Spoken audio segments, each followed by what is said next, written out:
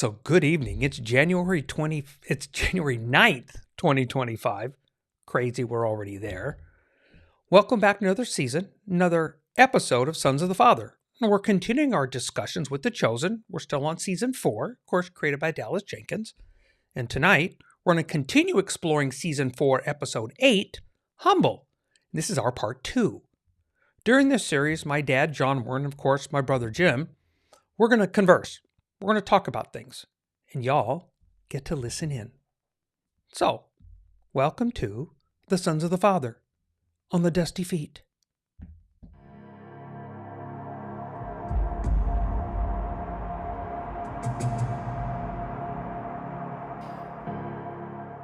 And of course, before we forget, if you find these kind of podcasts useful, click the subscribe button. The reminders, they just help you. But also, if you think these might be useful to others, that's when you click that like button, because that is how YouTube chooses to share these to more people if they wish. And of course, all of our video discussion series, along with other engaging topics, they can all be found on TheDustyFeet.com. So, Humble, our part 2. Okay, we must remember still, this is a storyteller's story. It's not a recounting. But where we left off, sort of, at the meeting with Jesus and the disciples, along with that visit from Shemuel and Joseph, right? We discussed Mary's reverence act, right? It's an act of recognizing a king, and yet with a servant's heart. I mean, she brings in a full-bodied, undiluted precious oil worth a year's wages. I'll bet we wouldn't be doing that to ourselves with our wages. So that's a stretcher. We have Judas voices the value first, right? Where Shmuel talks about the act. Judas talks about the value, right? He's not recognizing the act. He doesn't get it. But if you look over his shoulder, I think Mary is starting to. And of course, Shmuel and Judas meet, and I suspect not for the first time. Yeah. I mean, it is the first time, won't be the last. Not the last time. Yeah, it might be the first, won't be the last. So, that said, we're going to continue this. This is going to get interesting as we wander through here. So, Dad, start us off. Where do you want to take us from here? Well, as we were saying before we went on, how emotional this episode was. And it starts off where I brought it in is the two gals, Joanna and Pontius's girlfriend, standing on the patio talking. And they're picking each other's mind, but they don't want to go too far. Mm-hmm. But at the same time, they felt some kind of a camaraderie, I think, because of the situation that they've both been in. And Joanna even, asks her, what's going on with Pontius. And she says that he's a little nervous and goes into some detail and things that I don't know whether they were true or not, but there's something, as we know, that politically there's always something going on. And what's happening with their men? Joanna, the two of them are in very different places. Joanna's husband is a kind of a jerk, and Pontius's girlfriend is concerned about his, what's going on in his mind. And then pretty close after that, Jesus sends Simon and Matthew to go get the mule, to go get the donkey. And, the heaviness in Jesus, because he's the only one that knows fully what's going on. And they're saying, as I would say, why is this guy going to give me a donkey? And he says, just tell him the Lord needs it. And of course, and Yeah. then that guy runs out immediately and starts blowing the horn, Jesus is coming, Jesus is coming. And that very well could have happened because obviously he had a big crowd. So somebody was telling him he was coming because they were ready and waiting for him.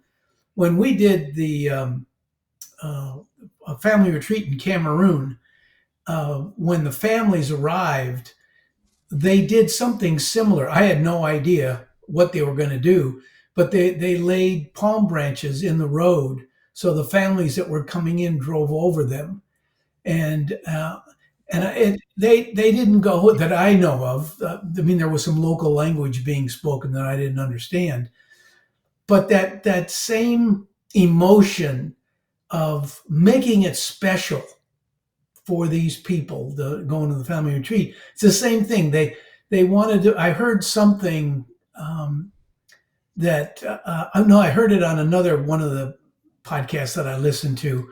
Ortberg talked about it that the people actually took off some of their garments and laid them on the road so that the donkey would walk on clean garments rather than having to walk in the street. I don't know if that was true, but there was a lot of, like I said, there was a whole lot of emotion, and it just keeps going on. But I I've watched it a couple of times, and you're really caught up in what's going on with the people. Because and then of course you got Thomas. Talk about emotion. He's in the background, Mister Grumpy, and he is his heart. He's got a broken heart, and he's waiting to see what happens. And I'm wondering how Dallas is going to unwind that one. But in this one, just a lot of emotion and a lot of being. We know what happens. They have no idea, as Bob, as you've said 100 times. So, Jim, what do you see?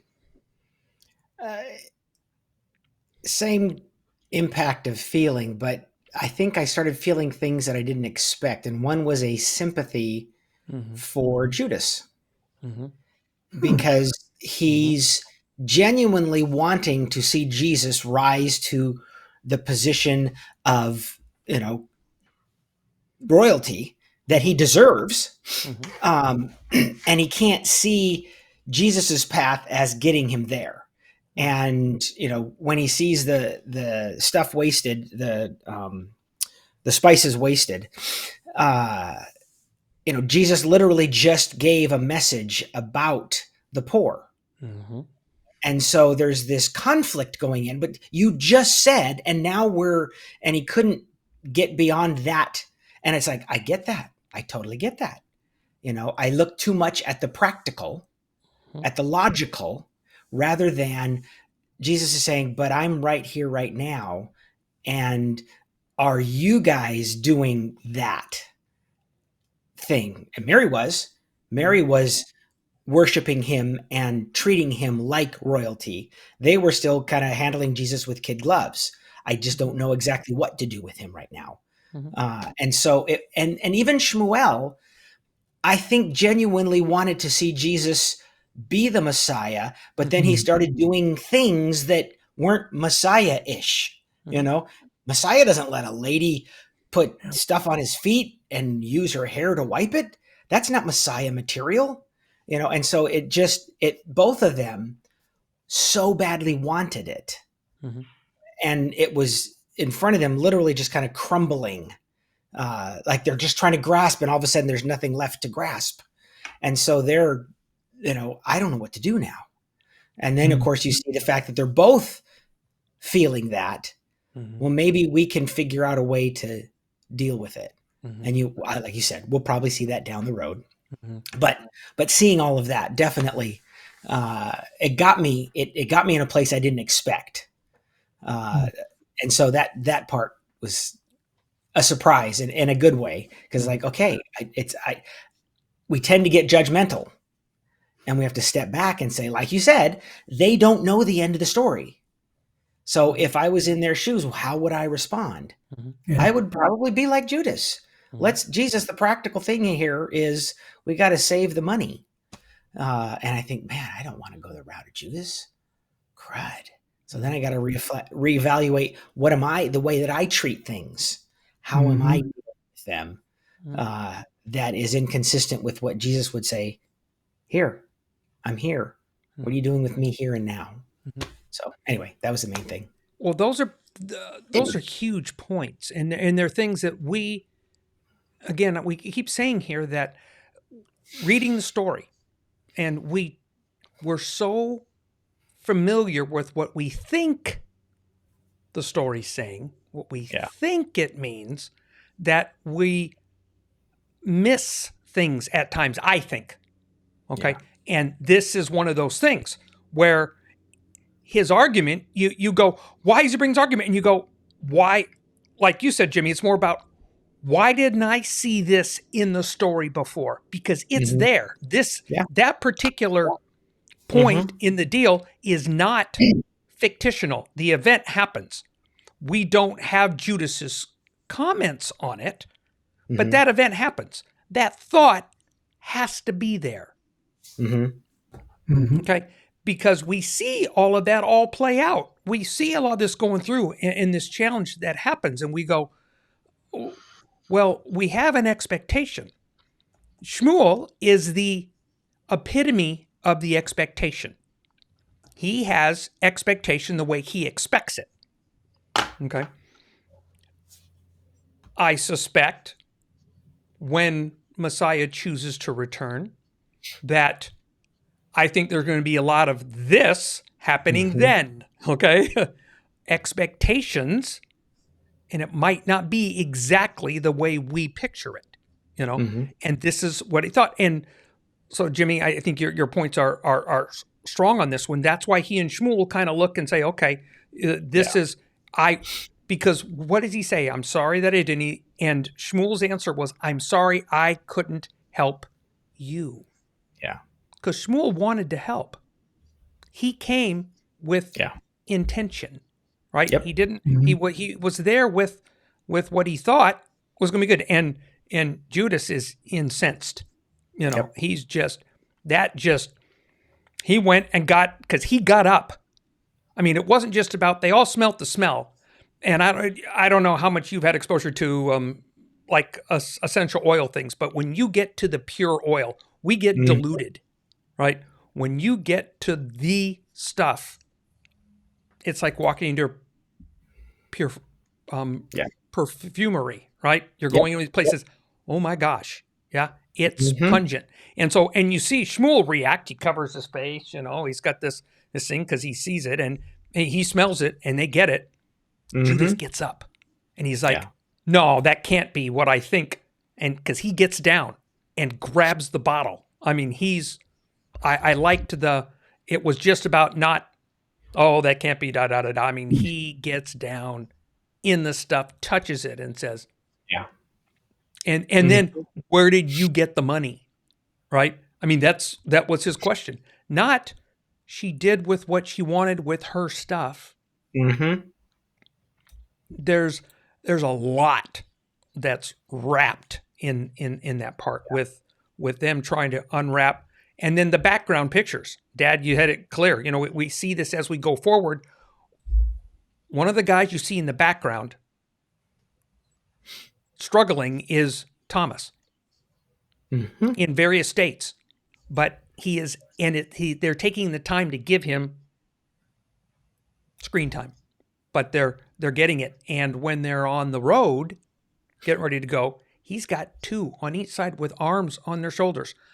Yeah. It's almost like you ask the question based on the story. Again, this is a storyteller's account. This is not a biblical account.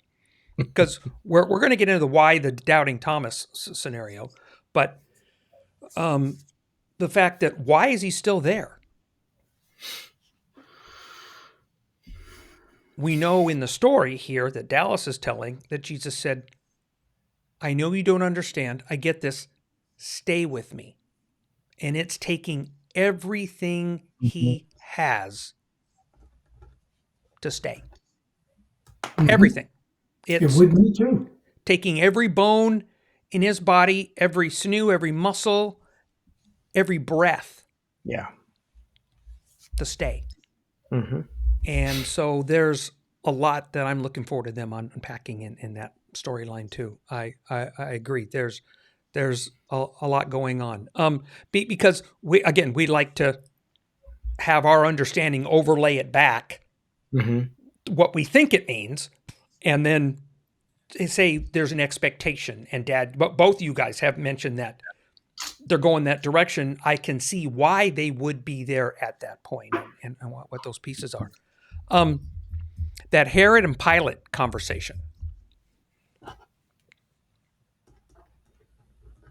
That was interesting. That had a lot wrapped in it, right? I'm going to pop this in just for fun. On the scale of the Maccabees, right? The mood is almost palpable, right? Because it's not lost on them, the Maccabees, right? So just to add a lighthearted note before we get in deep again, we are in this time of year where a miracle is acknowledged this time of year. I don't think a lot of people at times might not be aware that Hanukkah isn't a Jewish Christmas. It's actually the acknowledgement of this Maccabean event. Exactly. There's a miracle that happens there, and it's a temple oil miracle, and it's wonderful. Okay. So they know the story from the miracle side, right? Granted, through the suffering and the pain, it's not a good story as it begins and then stops and ends and starts. It's messy. Okay. But when he mentions it, it's not from the miracle, the oil side that he takes that point, and the mood makes a strong change because that's revolt, and revolt is something that Pilate wants nothing to do with. He'll do everything in his power. No, hold on. Let me take that back. I'm going to pull that back. Pilate doesn't want it. Herod is willing to do everything in his power to make sure things don't happen. Him and his dad have worked that way in the past. See Jesus and in his very youth for backstory to that. Pilate wants peace. He doesn't want any more stuff. So how they're going to address that down the road is going to be interesting. We see how the story unfolds. We already know, but it's interesting to see. There's a lot in that, but it sets up the point that there's precedent to this. There's reasons why these people are reacting this way. Because if it was calm there with Rome, Rome says, that's you Jewish guys' problems. That's not mine. You have a problem with the teacher, sort it out. But when he said king,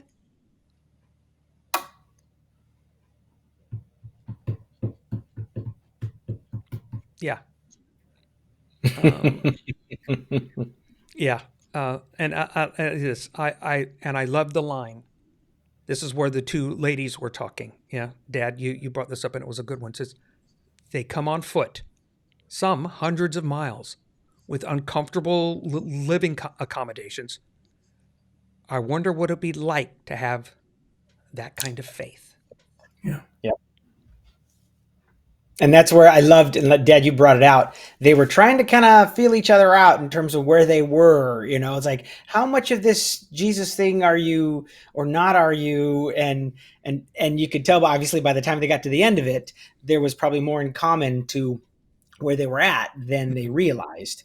And I think of that. I mean, the imagery that I get is back in the day when post Jesus, the ichthus, symbol of writing in the sand, half the circle and then the other half to complete it, to say, do you know what this is? And somebody goes, oh, it looks like a moon, or it looks like a crescent, something. It's like, complete it. And you go, okay, now we have a common place to talk and kind of figure out what that is. And maybe that's what, as I start looking at this episode, that's what we're getting to see is alliances, of all of a sudden the realization that, hey, Mhm. we might need each other here, whether it's, Pontius Pilate and Herod, whether it's Herod's wife and Pontius's girlfriend, whether it's Judas and Shmuel, all of a sudden they're going, oh gosh, this is something we didn't fully anticipate.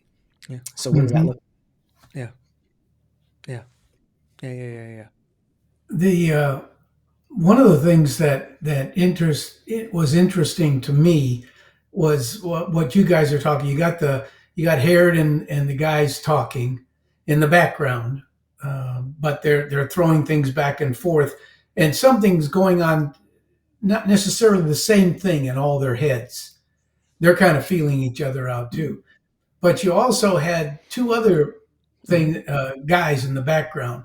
One might have been Caiaphas. That was one of the head priests, Mm-hmm. and he's standing up there listening to what's going on, watching at what's going on.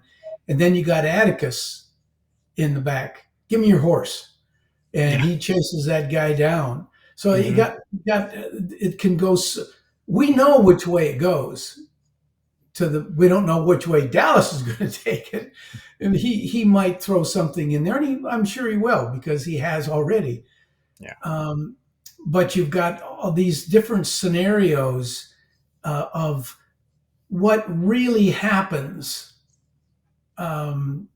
in situations like this, because you've got people that are on.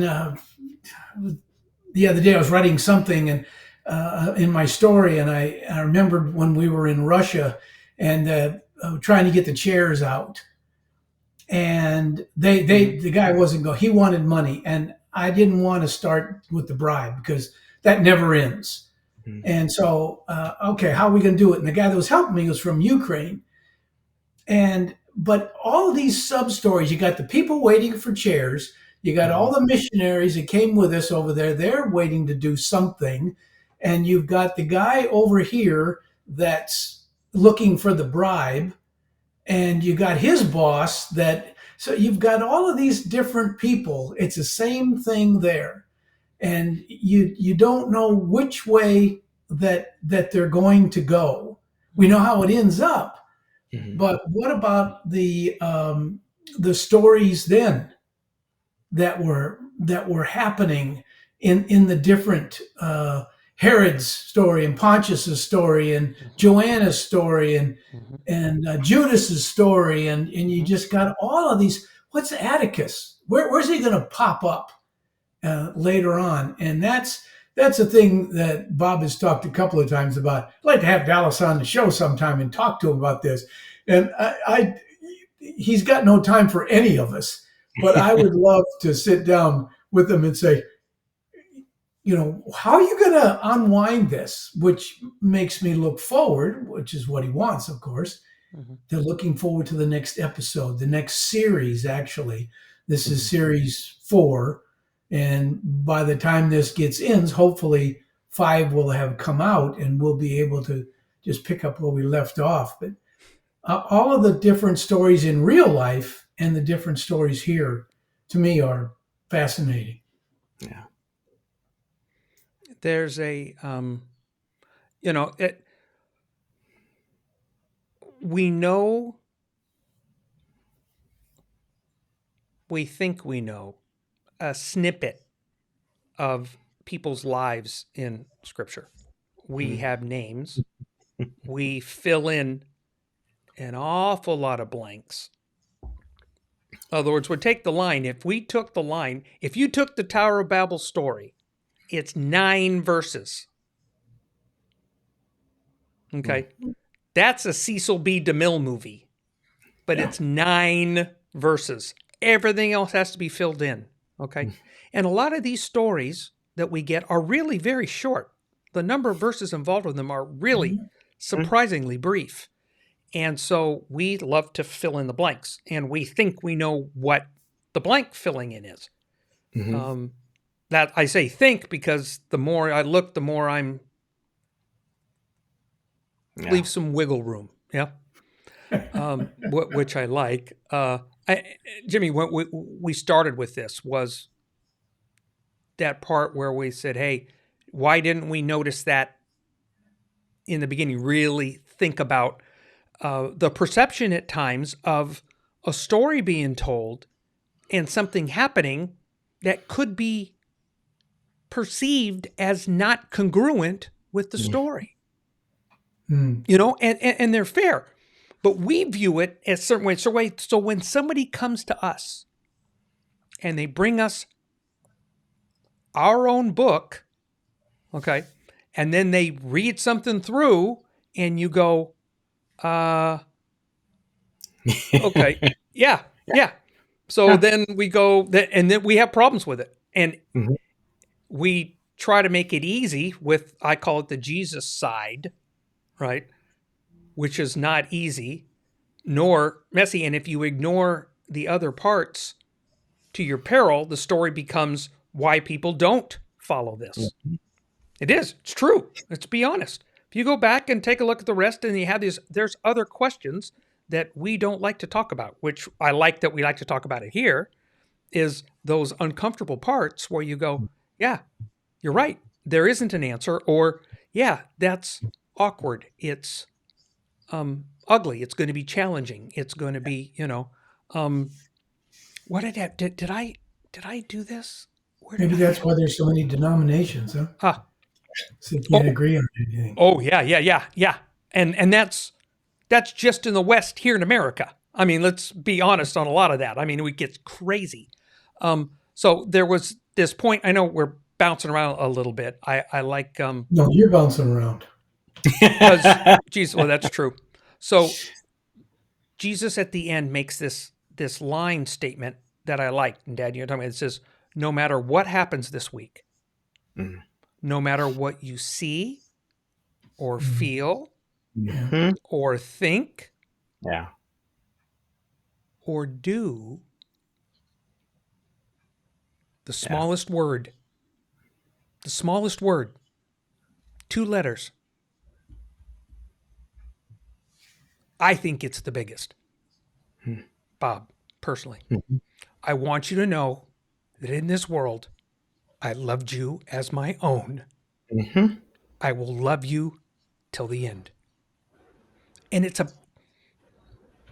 a big statement, right? Because all of the stuff that we've seen building up to, because feelings are all over the place. You have all kinds of feelings. You like Dad, you said the Atticus, the Atticus horse ride. He wants to know what's going on. Caiaphas is incensed. Oh yeah. Herod and Pilate are trying to. They want to live their lives like they were sitting in that party, eating grapes, loving life, doing it. They like that life. They don't want it messed up. So what are they going to do to keep their life, right? How comfortable as they are, what are they going to do? Because their reaction, what the people are doing,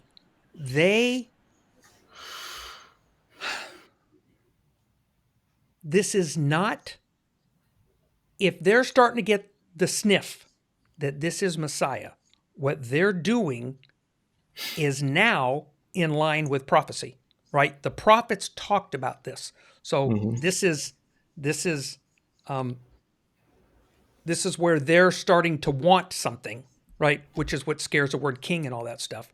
Which I love the most was Joanna.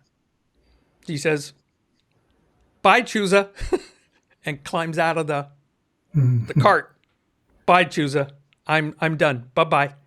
And she gets a cart and she picks up the fronds. She has no idea what Jewish lore is. Yeah. She has no idea what the prophet's words are. None. Yep. But she wants a piece of this. Yeah. She wants a piece of this. I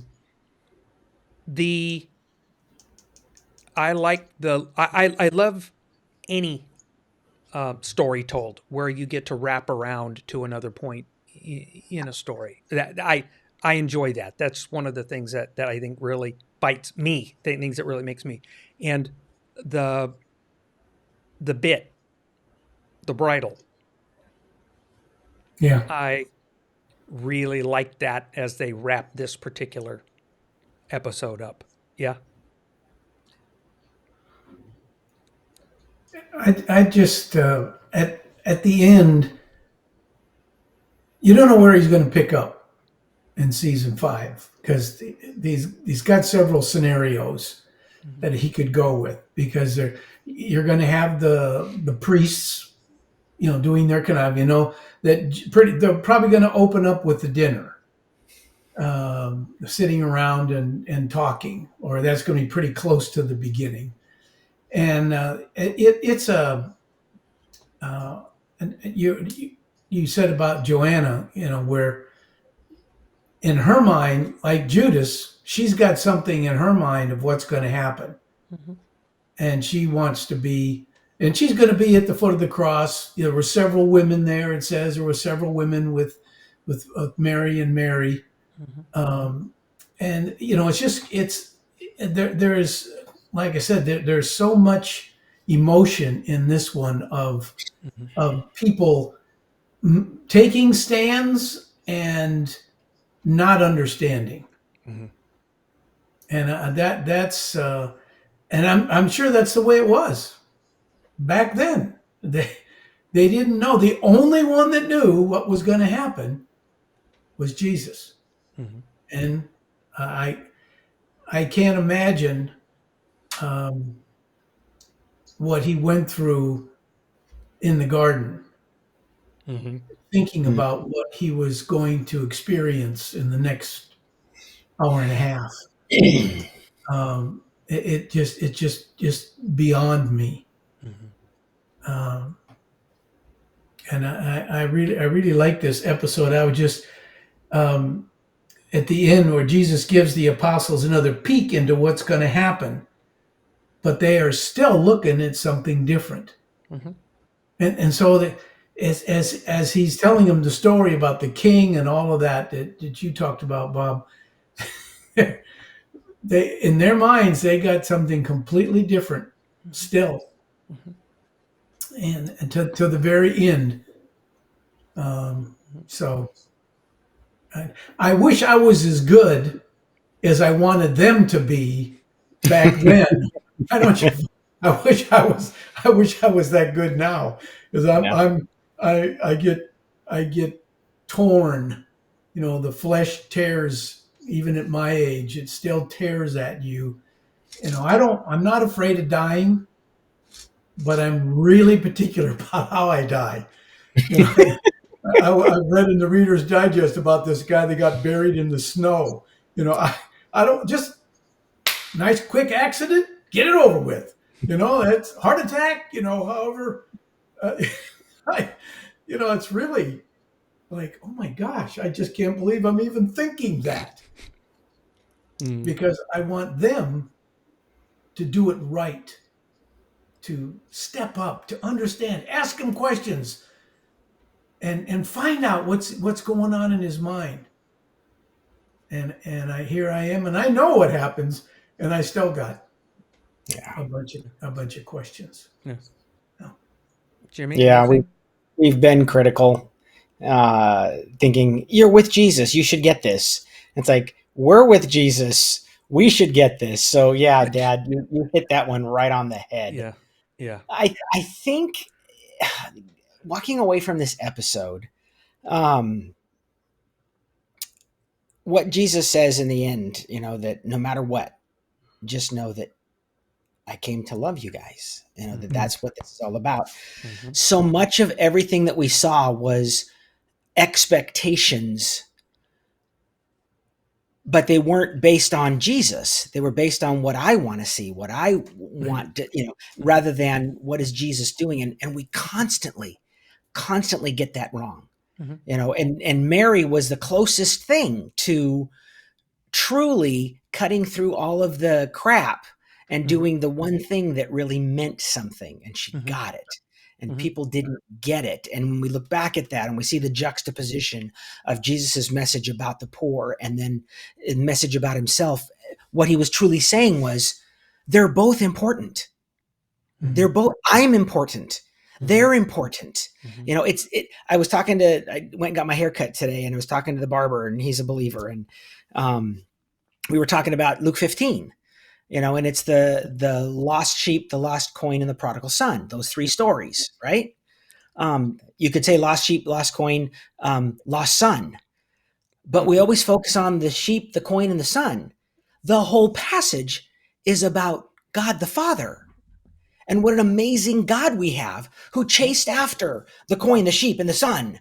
You know, and it's like we get it wrong because we're looking at ourselves. What do we get out of it?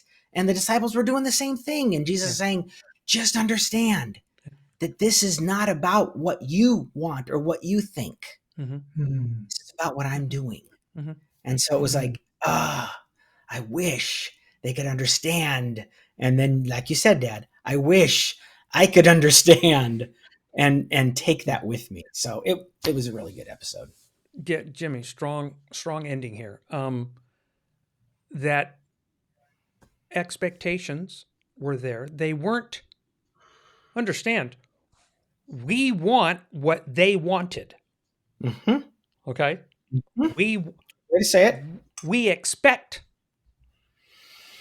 what they wanted, because I'm going to have that out because this is out on the internet now, right? So I'm not sure it's going to happen the way we expect it, just like them. Okay. Yep. But like you said, the willingness to ask questions, the willingness to look back at the story and say, really, what's the core?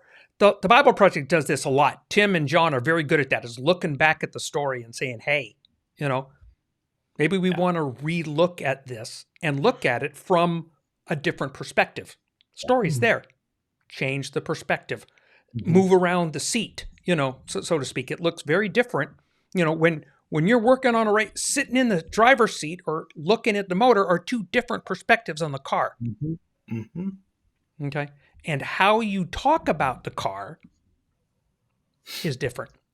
Yeah. It's the same thing, but how you talk about it's different. So, you know, that fits for us. I don't know how it's going to fit with everybody else, but that fits for the three of us in here. We're nodding our heads on our own analogy. Other people are going, what? So that's our part of the story. So, yeah, that's cool. Okay. So yeah, at the end, wait, come on, let me hit my button here. Tuck on it. Be nice. There we go. Man, why does it make that difficult? So, we're going to keep on this series. Dad, I agree as we get to the end here. I hope that we get to, roll right into season 5, but I don't know if we're going to go. It's interesting because I hear this goes till season 7. Somebody told me they thought 8, and I'm going, okay. But see, here's the point, Jimmy. This goes with what you were saying. It's like we look at the story and we go, like on those, we're focusing on the thing, and look at the other way. It's that The Chosen isn't about this. I'm going to say this carefully. I know what you're going to say too. Okay. This story is not about Jesus. Right. It's about them. So it goes on after, right? This story goes on after. And we got a little hint of that on the walk back with an episode ago when we had Matthew going back and visiting Mary in the cave. So this is about them. And so we look at this, and it's an interesting took on how they're going to take this and where they're going to go. And Dad, like you said, where they're going to jump us off. So we're going to continue to explore this series and discuss all kinds of ideas, all kinds of thoughts as they arise. But if you have any questions, you are always welcome to email bob@TheDustyFeet.com, or you can leave a comment down in the comment section, and we'll be happy to ponder other ideas, other questions as they come up. Please throw them at us. And again, to you all, shalom, shalom. And thanks for being with us tonight on another wonderful episode, Sons of the Father on the Dusty Feet.